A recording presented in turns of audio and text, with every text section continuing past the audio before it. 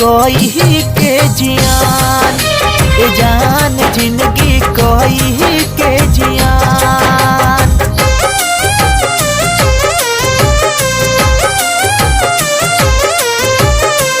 ये दिल की किताब में गुलाब उनका था, रात की नींद में ख्वाब उनका था। कितना प्यार करते हो जब हमने पूछा, मर जाएंगे तुम्हारे बिना, ये जवाब उनका था, ये जवाब उनका था। दिलवा में तीर मरलू दिल से लगाई के, हमारा के छोड़ दिहलू पागल बनाई के। दिलवा में तीर मरलू दिल से लगाई के, हमारा के छोड़ दिहलू पागल बनाई के।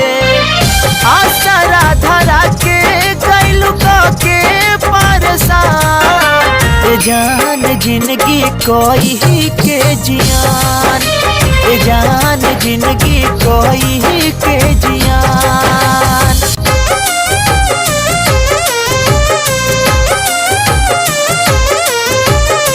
चले जाएंगे मगर यादें सुनहरी छोड़ जाएंगे, हमारे दिल में निशानी अपनी छोड़ जाएंगे। कभी रोएंगे तो कभी मुस्कुराएंगे हम, ये मोहब्बत की ऐसी कहानी छोड़ जाएंगे, ऐसी कहानी छोड़ जाएंगे। भगवान से दुआ करी रही खुशहाल हो, कबहू तब पूछ ली हरी सूरज के हाल हो।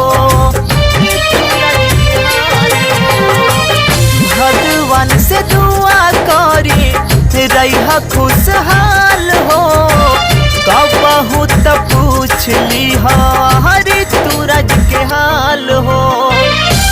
जड़ा से उड़ी गइलू लेके अरमान, ए जान जिंदगी कोई के जियान, ए जान जिंदगी कोई